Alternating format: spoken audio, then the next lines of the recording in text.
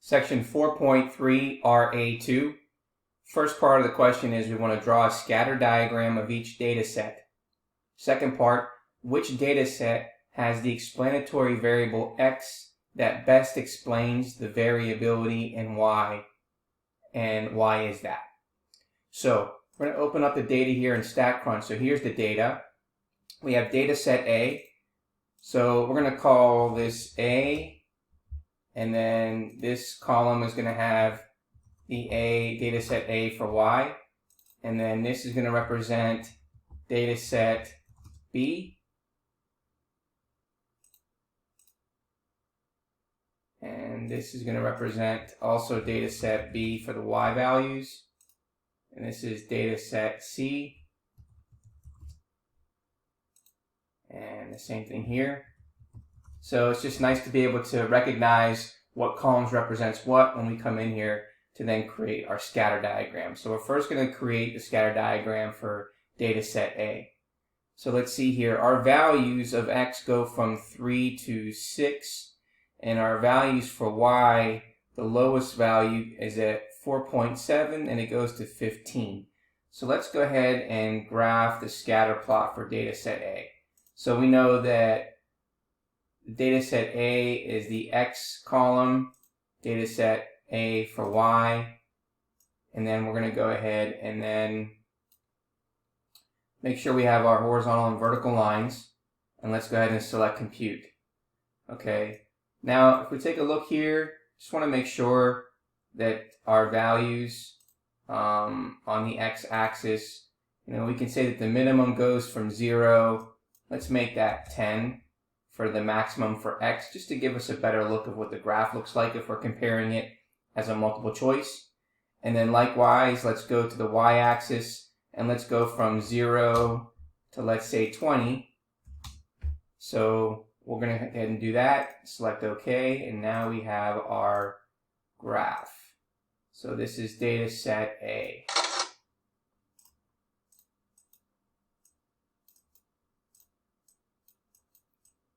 Okay, so there's our scatter plot for data set A.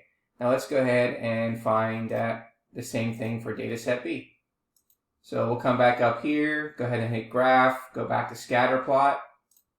Again, now we're going to hit the x variable. This is going to be B, and then the y variable is for by, and then we're going to do the same thing. We're going to go ahead and select the horizontal lines and the vertical lines, and then select compute. Okay, and we're going to compare it on the same axis. So we want our x-axis to go from 0 again to 10. And we want our y to go from 0 to 20. So again, that allows us to compare them all.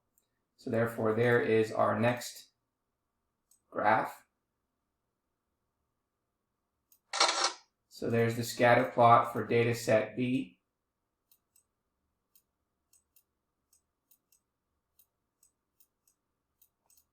Okay, and then let's do the last one, which is data set C.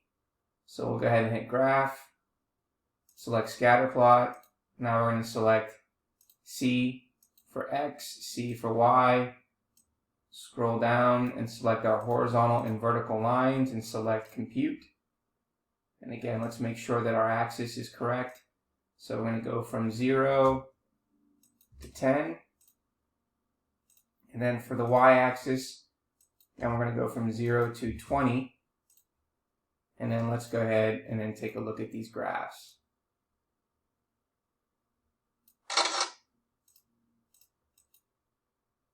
Okay, so here's our scatter plot for all three.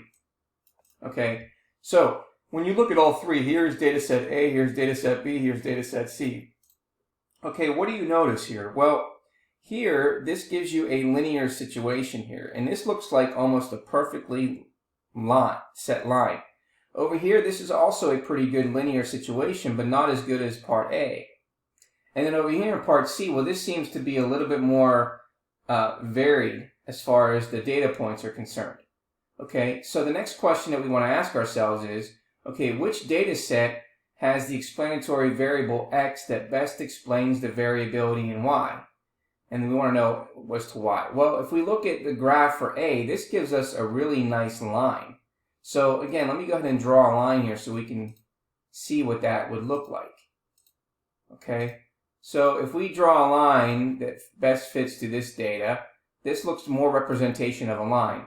If I pick a line through here, well, we can see the dots are still sort of closer to the line, not as close to this one.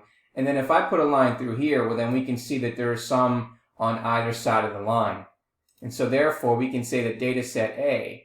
So data set A best explains the variability in y because the data are almost perfectly linear related. And linear related means that it forms a perfect line.